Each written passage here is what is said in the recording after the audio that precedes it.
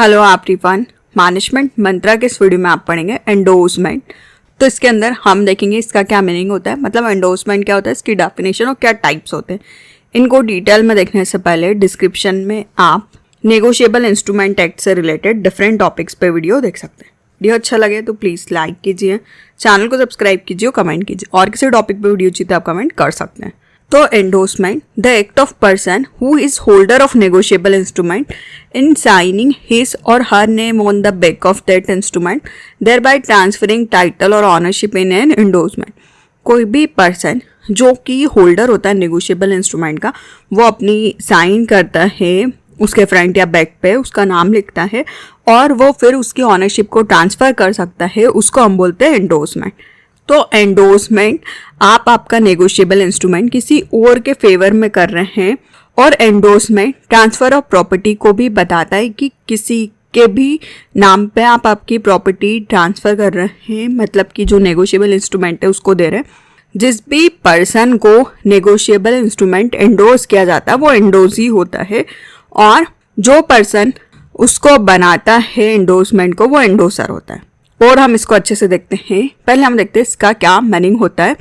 When a negotiable instrument signed by one person to another in such a manner that the right to receive the payment on the basis of negotiable instrument is transferred to the other person, it is known as endorsement.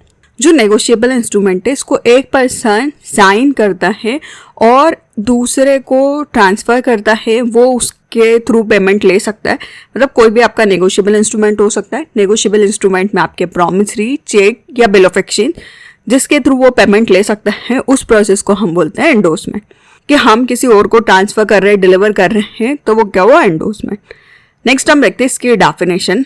When the maker or holder of negotiable instrument sign the same, otherwise then a such maker for the purpose of negotiation on the back or face thereof or on a slip of paper and that thereto he is said to endorse the same and called the endorser.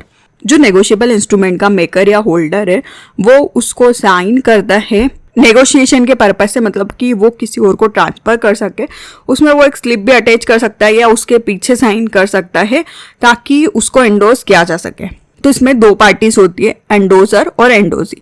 Endorser जो कि instrument को sign करता है, मतलब कि आप बना रहे हैं इसको, और एंडोर्सी जिसके फेवर में आप एंडोर्समेंट करते हैं, मतलब कि जिसको आप ट्रांसफ़र करते हैं, तो वो होता है एंडोर्सी।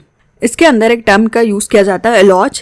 एलॉज बताता है कि जब भी नेगोशिएबल इंस्ट्रूमेंट के ऊपर स्पेस अवेलेबल नहीं होती है, अगर उसके बैक साइड पे भी स्पेस अवेलेबल नहीं है कि आप आपका नाम लिख के साइन करें, तो आप उसके साथ एक पीस ऑफ पेपर को अटैच कर सकते हैं। एक पेपर को अटैच करें जिस पे आप आपका नाम और साइन कर सकते हैं, उसके थ्रू आप एंडोर्समेंट कर सकते हैं, तो उसको एलॉज बोला जाता है। नेक्स्ट हम देखते हैं कि क्या टाइप्स होते हैं एंडोर्समेंट के। फर्स्ट आता है ब्लैंक एंडोर्समेंट और जनरल एंडोर्समेंट। सेकंड आता है स्पेशल और फुल एंडोर्समेंट। थर्ड आता है रेस्ट्रिक्टिव एंडोर्समेंट। फोर्थ आता है पार्शियल एंडोर्समेंट और फिफ्थ आता है कंडीशनल और क्वालिफाइड एंडोर्समेंट। इनको हम डिटेल में देखते हैं। फर्स्ट आता है ब्लैंक और जनरल एंडोर्समेंट। जब नेगोशिएबल इंस्ट्रूमेंट, मतलब कि जो एंडोर्समेंट है वो ब्लैंक होता है, जनरल होता है, उसमें एंडोर्सर का नाम होता है, साइन होता है और वो बियरर पे पेबल होता है। मतलब कि किसी बिल पे लिखा है राम और ऑर्डर, कि राम के ऑर्डर पे होगा, या उसके पीछे राम लिखा है तो वो उसको एंडोर्स कर सकता है। वो ब्लैंक है या राम द्वारा एंडोर्स हो रहा है। तो कोई भी नेगोशिएबल इंस्ट्रूमेंट जिसके ऊपर अगर आपने ब्लैंक चेक दे दिया है तो वो क्या हुआ, ब्लैंक एंडोर्समेंट या जनरल एंडोर्समेंट। जिस सामने वाली पार्टी को दिया उसको भी किसी और को देना होगा तो वो उसको भी ट्रांसफ़र कर सकता है। और जो ब्लैक एंडोर्समेंट होता है इसको आप फुल एंडोर्समेंट में भी कन्वर्ट कर सकते हैं, और उसके ऊपर आप एंडोर्सर का सिग्नेचर कर सकते हैं, डायरेक्शन दे सकते हैं कि किस तरीके से उसका पेमेंट होना है या ऑर्डर पे होना है उसके बारे में। सेकंड आता है स्पेशल और फुल एंडोर्समेंट। तो जो ब्लैंक एंडोर्समेंट होता है ये ऑर्डर पे पेबल होता है, मतलब ब्लैंक रहता है, तो आप इसको बेयरर इंस्ट्रूमेंट में भी कन्वर्ट कर सकते हैं किसी का नेम मेंशन करके कि जिसको फाइनली आप डिलीवर कर रहे हैं, एंडोर्स कर रहे हैं, तो आप इसको बेयरर में कन्वर्ट कर सकते हैं।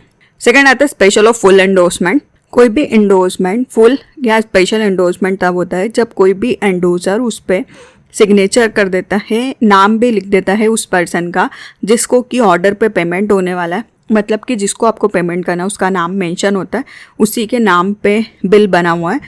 फॉर एग्जांपल एक बिल बना है, उस पर पेबल है राम और ऑर्डर और एंडोर्स में लिखा है पे टू ऑर्डर ऑफ शाम। ये एक स्पेशल एंडोर्समेंट हो गया कि इसको राम पे करेगा और शाम जब चाहता है उसका पेमेंट ले सकता है, मतलब कि शाम के ऑर्डर पे उसका पेमेंट होगा। तो ये स्पेशल और फुल कि यहाँ पे नाम भी मेंशन है कि किसको पेमेंट होने वाला है। कोई भी ब्लैंक एंडोर्समेंट को भी आप स्पेशल एंडोर्समेंट में कन्वर्ट कर सकते हैं उनका नेम मेंशन करके। नेक्स्ट आता है third, restrictive endorsement. Restrictive endorsement बताता है कि नेगोशिएबल इंस्ट्रूमेंट के ऊपर रेस्ट्रिक्शंस रहती है। आप उसमें कुछ ऐसे वर्ड्स ऐड कर देते हैं कि सिर्फ उन्हीं को पेमेंट मिलना चाहिए, वो एंडोर्स नहीं होगा। फॉर एग्जांपल रेस्ट्रिक्टिव एंडोर्समेंट में पे टू मिस गीता ओनली, कि सिर्फ गीता को ही पेमेंट होना चाहिए, या pay to miss Geeta for my use, या pay to Geeta on account of Rita, और पे टू गीता और ऑर्डर फॉर कलेक्शन। इस तरीके के रेस्ट्रिक्शंस वर्ड्स आप उस पर लगा देंगे तो उन्हीं को पेमेंट होगा। नेक्स्ट आता है फोर्थ, पार्शियल एंडोर्समेंट। कोई भी एंडोर्समेंट पार्शियल तब होगा जब आप एंडोर्समेंट को ट्रांसफ़र कर रहे हैं पर उसका आप पूरा अमाउंट पे नहीं कर रहे हैं, तो ऐसे नेगोशिएबल इंस्ट्रूमेंट को हम नहीं बोल रहे हैं कि ये ऑपरेट हो रहा है, क्योंकि यहाँ पे जो एंडोजर है वो पार्शियली अमाउंट ही पे कर रहा है और ये इनवैलिड होता है। फॉर एग्जांपल बात करें, मिस्टर मोहन के पास 5,000 रुपये का बिल है और उसमें 2,500 रुपये ही उनको पे किए जाते हैं, तो ये पार्शियल या इनवैलिड एंडोर्समेंट होता है। नेक्स्ट आता है फिफ्थ, कंडीशनल और क्वालिफाइड एंडोर्समेंट। जब भी एंडोजर अपना साइन करता है तो वो वहाँ पर कुछ कंडीशन लिख देता है कि वो कंडीशन फुलफिल होगी तभी आपका एंडोर्समेंट बनता है या उसका पेमेंट होगा। तो कोई सी भी कंडीशन आप मेंशन कर सकते हैं कि सामने वाली पार्टी ने कुछ पूरा किया होना चाहिए, उसकी एज लिमिट के बारे में हो सकता है, कुछ भी कंडीशन होगी तभी पेमेंट होगा। तो इसके अंदर बहुत सारे टाइप्स होते हैं। फर्स्ट आता है sense resource endorsement. Sense resource means होता है विदाउट लाइबिलिटी। तो सेंस रिसोर्स एंडोर्समेंट के अंदर लिमिट कर देते हैं एंडोजर की लाइबिलिटी को, ताकि जो एंडोर्समेंट है उसके अंदर जो एंडोजर है वो फ्री है सारी लाइबिलिटी से, उसकी कोई लाइबिलिटी नहीं बनती है कि अगर चेक डिसऑनर हो गया तो सामने वाली पार्टी रिस्पॉन्सिबल नहीं है, उनकी कोई लाइबिलिटी नहीं है। For example, pay to Shiva without recourse to me. Yogesh ने लिखा है कि आपकी कोई लाइबिलिटी नहीं बनती है पर आप शिवा को पे करें, क्योंकि यहाँ पे विदाउट रिसोर्स या सेंस रिसोर्स का यूज़ किया जाए तो आपकी कोई लाइबिलिटी नहीं बनेगी। नेक्स्ट आता है सैन फ्रांस एंडोर्समेंट, जिसका मतलब होता है without expenses. Sans frais endorsement, जो भी एंडोजर है वो लाइबिलिटी को एक्सेप्ट कर रहा है, इंस्ट्रूमेंट का अमाउंट देता है, पर उसके साथ वो कुछ भी एडिशनल एक्सपेंसेस ना करें, कुछ चार्जेस उस पर लगे तो उसको भी बियर ना करें। For example, pay to Shiva without expenses to me, मतलब जो भी नेगोशिएबल इंस्ट्रूमेंट में कुछ खर्चा होने वाला चार्जेस लग रहे हैं वो आपको नहीं उठाने हैं। फिर आता है फैकल्टेटिव एंडोर्समेंट। इस एंडोर्समेंट के अंदर जो एंडोजर है वो वाइब कर देता है अपने कुछ राइट्स है, मतलब कि आपको नोटिस ऑफ डिसऑनर देने की ज़रूरत नहीं है जब भी इंस्ट्रूमेंट अगर डिसऑनर हो जाता है तो। For example, pay to Shiva notice of dishonour waived, मतलब कि इस एंडोर्समेंट के अंदर अगर डिसऑनर होता है आपका नेगोशिएबल इंस्ट्रूमेंट तो आपको नोटिस देने की ज़रूरत नहीं होगी।